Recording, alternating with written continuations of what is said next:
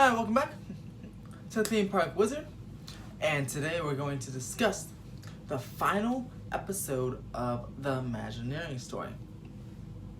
Final Imagineering story episode, part 6, debuted last Friday, or a couple of days ago, and basically brings us up to present day of the company. They start off where the last episode ended off, Shanghai Disneyland, and they discussed, for the first part of the episode, the first 20 minutes or so, how they wanted to, how it's going to be Disney's biggest park ever. And that's part of the reason how it's Disney's biggest park ever is because the Chinese, they expect bigger and better things. I mean, and they show examples of their megacities like Beijing, Shanghai. They like big things, like everything to scale and massively scale. So they like unique things as well. So they're discussing how they designed the castle, and they incorporated different parts of the castle, different parts of all the castle parks of their castles into this one uniquely Chinese type castle. They put dragons in there and stuff as a Mushu statue, which is pretty cool. And it's really interesting how they were going about this, because they wanted to they didn't want to westernize the place. They want to put traditional Chinese cultures, and that's where they made the gardens. They had this massive gardens area in the center of the park, and they decided to make its own land. And they had topiaries. They have topiaries of different Chinese cultures and different Disney characters in their Chinese cultures and from Disney movies, and it's really nice. And they have the carousel in there as well. They talked about how they omitted things like New Orleans Square and Frontierland because that has nothing to do with the Chinese culture. Frontierland is like the American West, so they replaced those with different lands like Treasure Isle or Adventure Isle, where they have Pirates of the Caribbean, and they even touched upon that, how in Pirates of the Caribbean, they did want to just replicate the ones they had in the Magic Kingdom and Disneyland, because the people of today, especially Chinese culture, they don't what's the word? They don't connect with that. It's word. They don't connect with the old like Disney culture as we Americans do. So they wanted something. The Imagineer said they'd write on this and think, wow, this is slow and boring. So they wanted something much more technologically advanced and thrilling. So that's when the next level dark ride system came up with the boat ride system, where they have a trackless boat, which is awesome.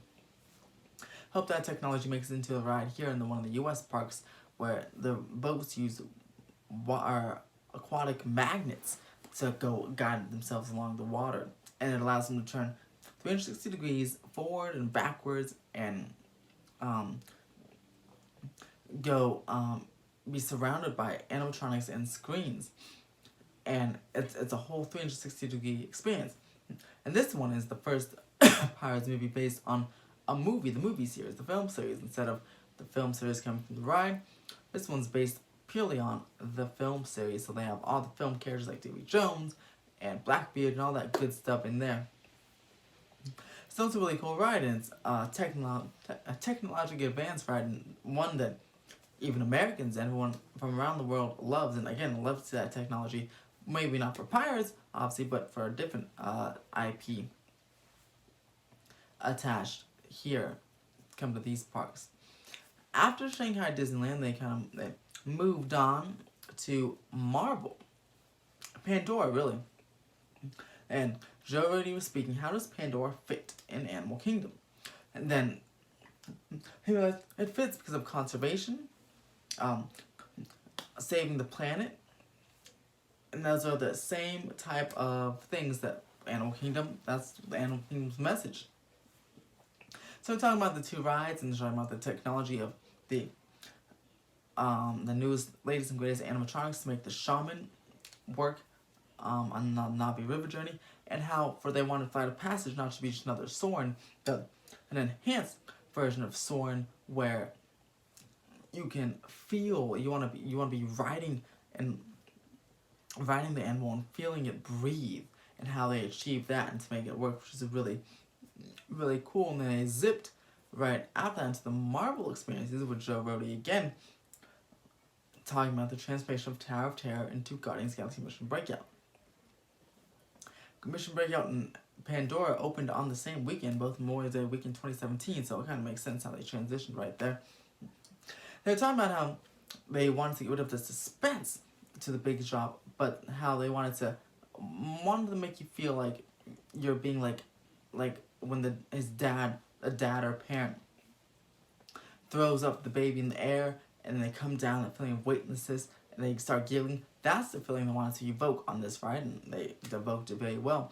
With the same drop sequences, more of a storyline or more of a thrill versus the intense build-up for the Tower of Terror. So Joe already discussed that transformation very well, and they were talking about the backlash of the fans when that was announced and when it was happening, and how they're a little nervous, but it all worked out in the end and turned to a smashing success, and still is today very high wait times in California Adventure.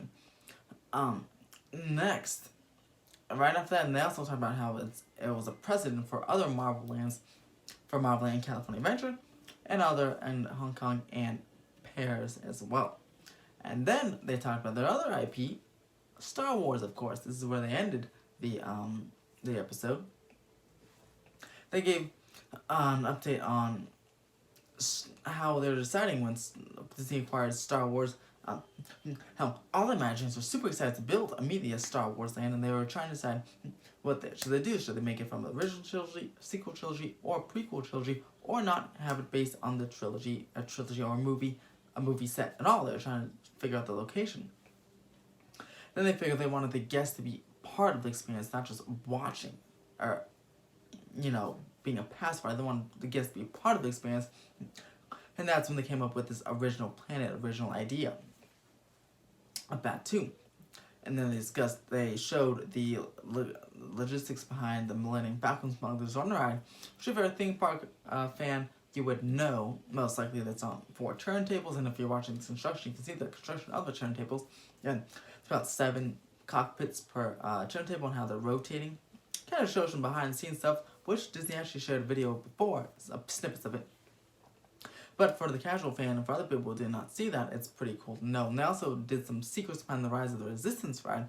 Specifically, my favorite part of the ride that I haven't experienced but that I've seen, the drop tower / simulator.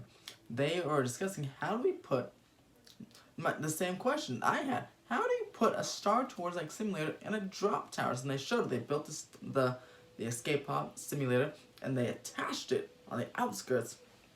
It's like a double rail. Attached it to the drop shaft, and then so it drops and then it goes right into the simulator. I thought that was pretty impressive. It's so cool to see how that was made. They also do others like the lightsaber through the ceiling, that trick. They show that and discuss that, and they show how it was going to be the most ambitious thing, how they wanted the guests again to be part of the experience. So that was really cool in my opinion. And provided some background, and again, I like seeing the new footage, even if you know something. It's awesome to see the behind-the-scenes footage of how they make these attractions and rides at Disney parks there, and just in general. It's quite amazing. So I'm sad that the Disneyland Imagineering story is done. I was hoping maybe for season 2, but I'm thinking I don't know where it can go because they caught up to the present day already, unless they talk about like blue sky ideas and that like never built attractions or never built lands or coming attractions in the future. I can easily make a 6-part episode series about that as maybe an Imagineering story part 2 with never built lands and stuff. I would love that. But comment below, guys, what do you guys think of the Imagineering story, the series as a whole, in this episode as one? Did you guys like it? Did you guys watch it yet? And would you support that idea of a Imagineering story season 2, but with based all on concepts and never built concepts and never built attractions, and having the Imagineers explain their thought process and why it was canceled and what they why or it wasn't feasible. Like the Lucasport, another video I'm gonna do, another article. It's about the original Star Wars land before they even acquired Lucasfilm was supposed to be in Tomorrowland, and plans for a very innovative roller coaster next to Space Mountain.